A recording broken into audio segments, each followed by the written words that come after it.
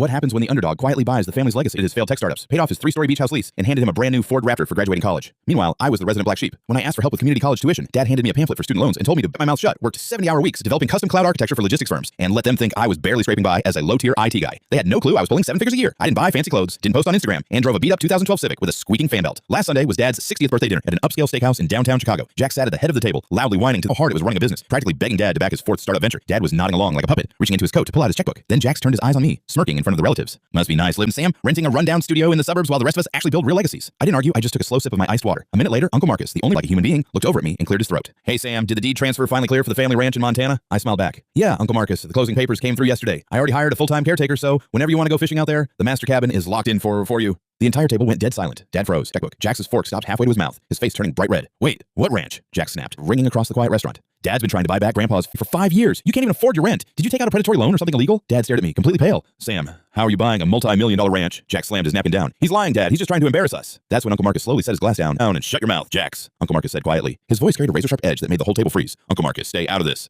I said sit down. Marcus cut in. The reason Sam bought that ranch in cash is because he built a multi-million-dollar tech firm completely on his own. And the reason you had private prep school, zero debt, at 22, Marcus paused, letting the silence suffocate the room, is because your father quietly drained Sam's entire inheritance from his late mother's trust to finance your lifestyle. White as a sheet, staring down at his trembling hands. Sam found out the day he turned 18, Uncle Marcus added with a cold smile. He could have sent your dad to federal prison. Instead, he quietly bought up the underlying mortgage on your beach house last month. So if I were you, Jax, I'd be real polite to your brother, because he's... Nobody said a word. Jax looked from Dad's guilty face back to mine, completely shattered. I didn't yell, I didn't brag, I just picked up my fork, looked my brother dead in the eye and said, pass the butter.